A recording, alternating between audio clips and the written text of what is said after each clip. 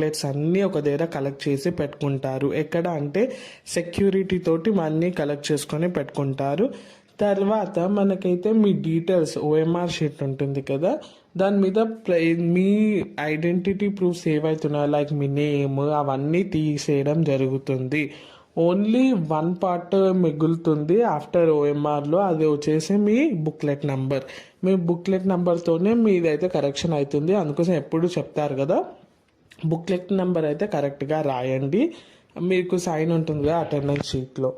So next ఇప్పుడు అయినాక తర్వాత మీకు ఒక 2 to 3 days తర్వాత ఎగ్జామ్ తర్వాత మీకైతే అందరూ టీచర్స్ని అయితే సర్టిఫైడ్ టీచర్స్ని అయితే పిలవడం జరుగుతుంది. వాళ్ళకి పర్ డే కొంచెం టార్గెట్ ఉంటుంది, లైక్ 30 to 40 పేపర్స్ అయితే చేయాలనే టార్గెట్ ఉంటుంది. సో వాళ్ళు ఫినిష్ చేయాలి.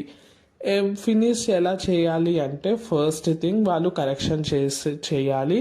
కరెక్షన్ చేసేటప్పుడు వాళ్ళకి సపోర్ట్ లేదా మనకి కరెక్షన్ ఈజీ చేయడానికి అయితే వాళ్ళకు ఒక కీ అయితే ఇస్తారు, ఆన్సర్కి అంటారు దాన్ని.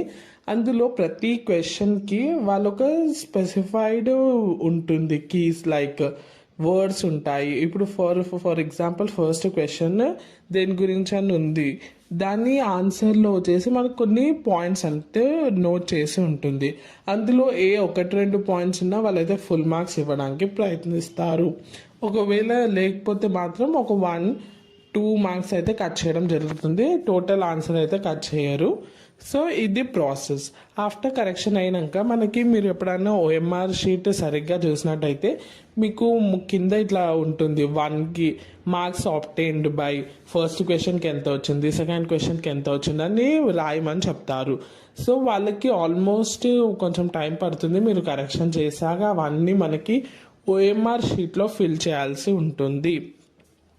సో ఇలా అయిపోయాక మీకు మళ్ళీ కొంతమంది అడుగుతారు ఎన్ని పేపర్స్ కరెక్షన్ చేయాలి, స్పీడ్ మనకి ఏదైనా స్ట్రిక్ట్గా లూజ్గా కరెక్షన్ ఉంటుందా అని. సో మరీ అంత స్ట్రిక్ట్గా ఉండదు. ఇదే ఇంటర్ అనే కాదు, ఏ పేపర్ అయినా మీరు కొంచెం మినిమమ్ సబ్జెక్ట్ రిలేటెడ్ మ్యాటర్ రాస్తే అయితే మినిమం మార్క్స్ ఇస్తారు. కొంతమంది కొంచెం పాసింగ్ మార్క్స్ దగ్గర వచ్చినా సరే ఒకవేళ ఎగ్జామినర్ మంచి వాడైతే మీకైతే ఎక్కువ మార్క్స్ ఇస్తాడు, పాస్ అయితే చేస్తాడు ఎట్లనైనా. సో అందుకోసం నేను ఎప్పుడు చెప్తాను కదా, ప్రతి క్వశ్చన్ అటెంప్ట్ చేయండి, మీకు ఏది వచ్చినా రాయండి, వాళ్ళు ఏదో ఒకటి మార్క్స్ అయితే వేస్తారు. ప్రజెంటేషన్ అయితే చాలా ఇంపార్టెంట్ చూస్తారు. దాని తర్వాత మీకు మళ్ళీ ఇది అయిపోయినాక మీకు ఇంకొక లెవెల్ ఉంటుంది కరెక్షన్. ఫస్ట్ బేసిక్ ఎగ్జామినర్ తర్వాత చెక్ చేయడానికి లేదా మనకి ఆడిట్ చేయడానికి వాళ్ళు చూస్తారనమాట. నెక్స్ట్ ఇంకొక ఎగ్జామినర్ అన్నీ కరెక్ట్ వేసారా, దేనికన్నా డబుల్ మార్క్స్ వచ్చాయా, కౌంటింగ్ మిస్టేక్ ఏమైనా ఉందా, అన్నీ చెక్ చేశాక మీకు ఫైనల్గా మీ మార్క్స్ అయితే అలౌ చేయడం జరుగుతుంది.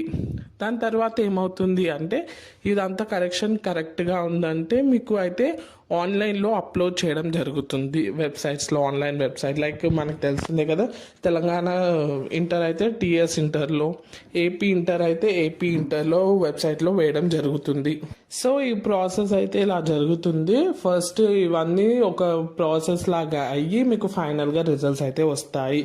సో పాసింగ్ వాళ్ళకి పాసింగ్ మార్క్స్ అయితే వేస్తారు ఒకవేళ మీరు కంటెంట్ కొంచెం రిలేటెడ్ రాసిన. ఒకవేళ మీరు బేసిక్ పాయింట్స్ రాసినా మీకు అయితే మార్క్స్ అయితే మంచిగానే వస్తాయి.